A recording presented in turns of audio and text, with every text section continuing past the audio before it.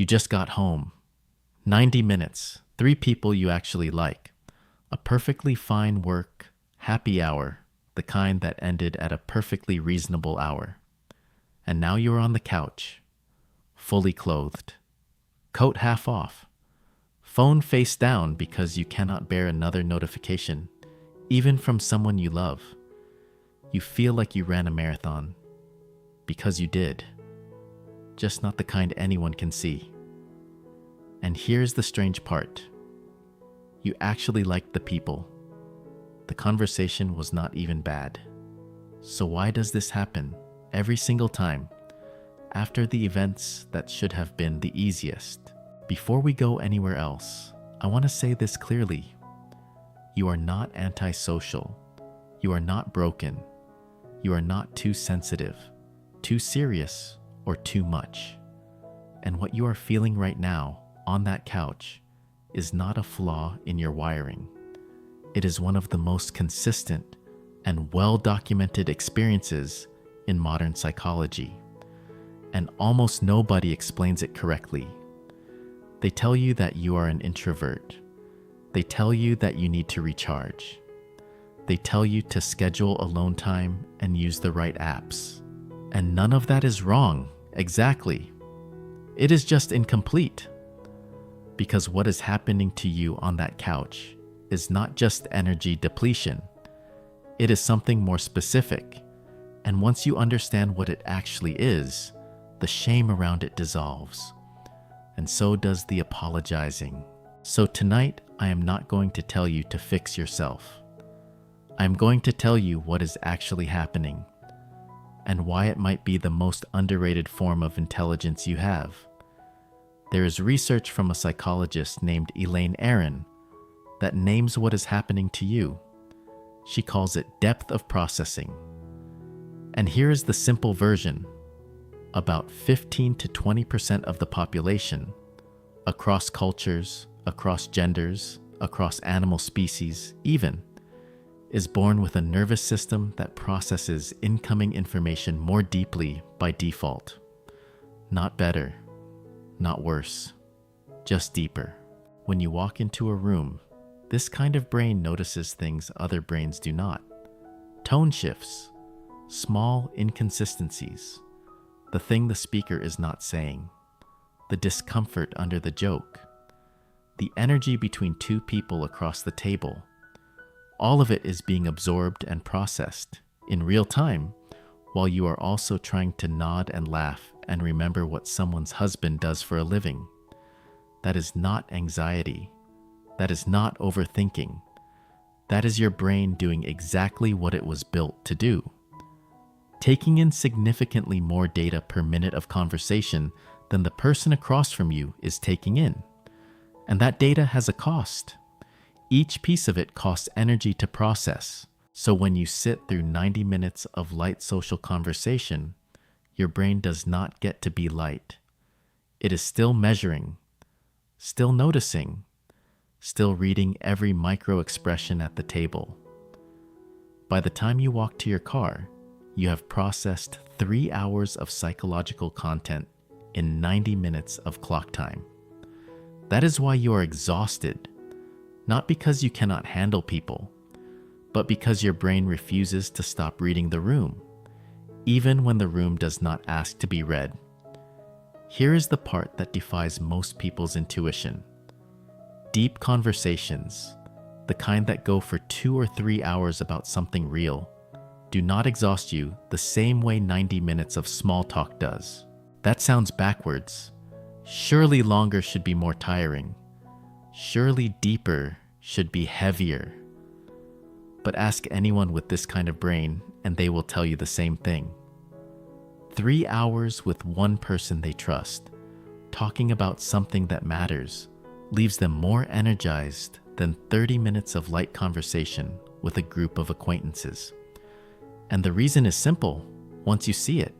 In a deep conversation, the depth your brain needs to process finally matches the depth the conversation is operating at. Your processing power is being used. There is no friction. Your mind is in flow. In small talk, your brain is trying to operate at depth 1, while the conversation is operating at depth 0. That gap is the exhaustion. It is the cost of running a powerful engine in low gear for an hour. Your brain is doing all the same work it would do in a deep conversation, but with no depth to meet. And so the work has nowhere to go. It just accumulates. Tension without release. Processing without payoff. That is why you can come home from an event you genuinely enjoyed and still feel completely flattened. The exhaustion is not from disliking the people. It is from your mind doing 2 hours of unmetabolized work. There is a second cost on top of the processing cost, and it is the one that makes group small talk truly devastating. It is the performance tax. In small talk, you are not just processing the conversation. You are also performing a version of yourself that fits the conversation. You are running, in real time, an internal calculation. What version of me does this room require? And then you are presenting that version while monitoring whether it is landing, while still tracking everything else the room is doing. That is exhausting in a way that very few activities are. Pretending is hard, but pretending while reading the room, while choosing which version of yourself to display, while also being expected to seem effortless, that is one of the most cognitively expensive things a person can do. In a deep conversation, the performance is gone. The other person already knows you. You do not need to choose a version. You are not editing in real time. You are just being. And being is, surprisingly, much less tiring than performing. So when you come home from a happy hour and feel like collapsing, you are not reacting to the people. You are paying the bill for a 90-minute performance, on top of 90 minutes of unmetabolized processing. That is your real exhaustion. That is what the couch is recovering from. But here is the part that flips this whole thing on its head. People with this kind of brain are not avoiding connection. They are built for more connection than the average person can sustain. Just not the kind that happens at standing tables under fluorescent lights. You are not antisocial. You are selectively social. Your mind was built for the kind of conversation that actually goes somewhere, and it does not know how to pretend it is anywhere else. That is not a flaw. That is a feature most people never develop. There is something else worth knowing. This experience does not get easier as you age. It tends to get sharper. Your tolerance for performative connection narrows. Your capacity for depth, however, deepens. In your 20s, you can power through small talk. The novelty of new people, new bars, new networks gives the surface conversation enough secondary content to keep your processing brain occupied. Even shallow rooms have data when everyone is new. In your 30s, the rooms start repeating. The conversations are familiar. Your brain has already processed this kind of room before. And when there is no new data to absorb, the small talk becomes pure cost. There is nothing to feed on. So the exhaustion arrives faster, sharper, and lasts longer. And by your 40s, you stop pretending. You skip the work happy hour. You leave the dinner before dessert.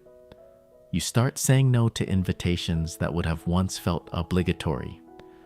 And the world reads this as withdrawal. It is not withdrawal. It is reallocation. Your finite social energy is being moved from broad shallow to narrow deep. From many people you barely know to a few people you know in the bones. That is not isolation. That is curation.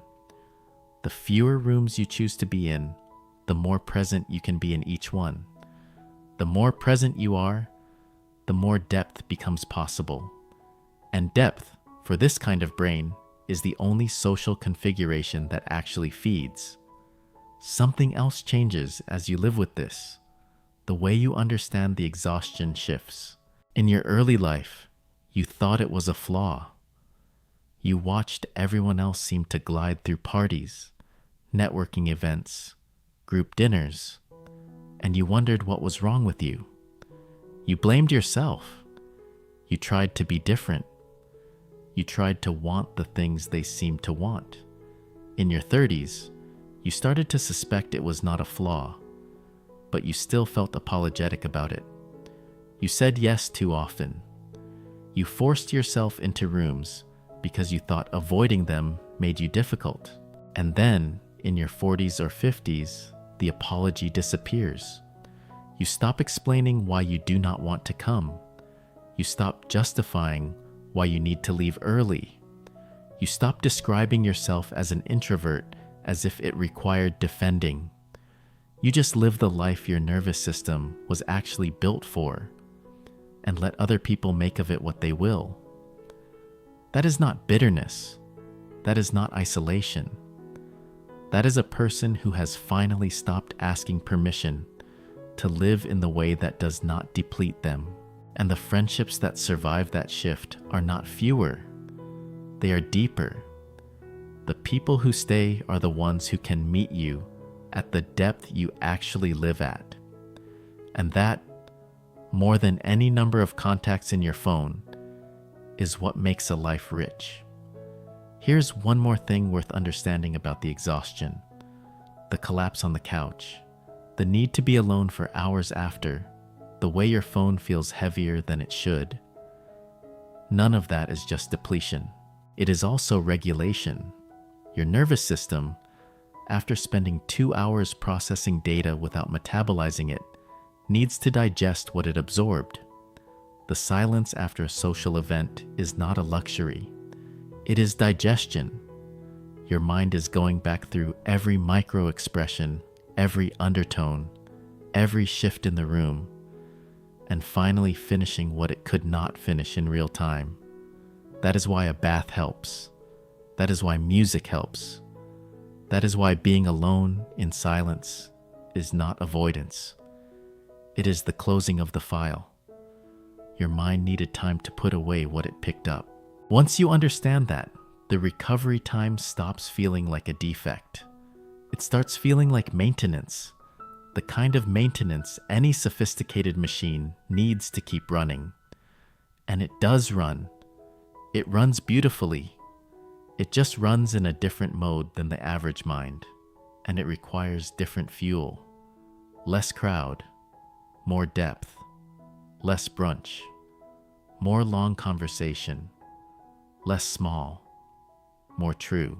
And the people who learn to give themselves what they actually need, instead of what the world tells them they should need, they are the ones who get to live a long time at full capacity.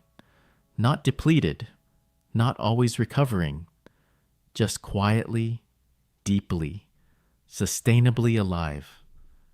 Imagine 2 languages. Both are real.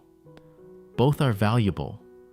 Both have native speakers all over the world.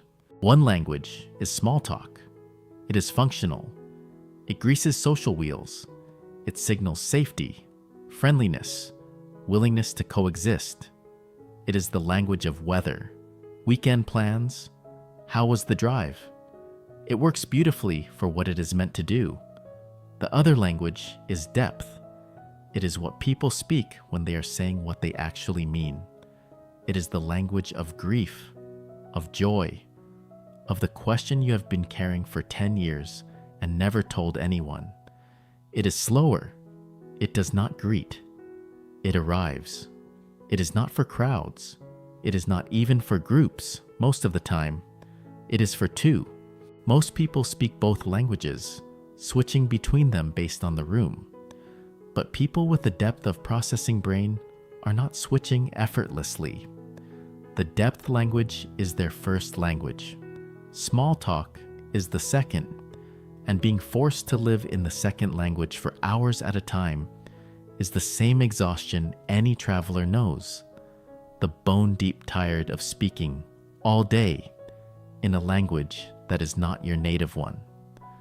So if tonight you are on the couch after a perfectly fine event, feeling like you cannot move, I am not going to tell you to do anything about it. I am not going to suggest you push through it next time, or that you try to learn to enjoy small talk, or that you network harder, or that you reframe the exhaustion as growth. You do not need to grow out of this. You do not need to fix it. The exhaustion is not feedback. It is information. Information about the kind of brain you have, the kind of social configuration that fits it, and the kind of life it was built to flourish inside of. And that life is not smaller than the lives of the people who can do 4 happy hours a week without flinching. It is just shaped differently. Their lives are wide. Yours is deep. Both lives are real. Only one of them is yours. You are allowed to leave the party early. You are allowed to skip the obligatory dinner. You are allowed to come home from a perfectly fine work happy hour and lie on the couch for 2 hours, not because you are weak, but because 2 hours is what your nervous system requires after that kind of work. And you are allowed to find your people slowly. The ones who speak depth. The ones who do not need you to perform. The ones whose presence does not deplete you because you are not running 2 extra mental processes just to be around them. They exist. There are not many of them. But the ones who exist will recognize you the moment they meet you, because they have spent their whole lives wondering, just like you have, why nobody else seemed to be tired in the rooms where they were exhausted. And when you find them, the conversations will not exhaust you. They will fill you, the way the right kind of conversation always has, ever since you were small. The exhaustion you carry from the wrong rooms is not evidence that something is wrong with you. It is evidence of how much better you are doing in those rooms than they will ever know. You are not antisocial. You are selectively social. Your mind was built for the kind of conversation that goes somewhere, the kind of presence that lands, the kind of connection most rooms cannot offer, and it does not know how to settle for anything less. And one day, when you find someone who speaks the same language, really speaks it, native, fluent, unrushed, you will understand that all the rooms that exhausted you were not the test. They were the weight. And the weight was not wasted. It was tuning. It was your mind all those years refusing to mistake noise for music.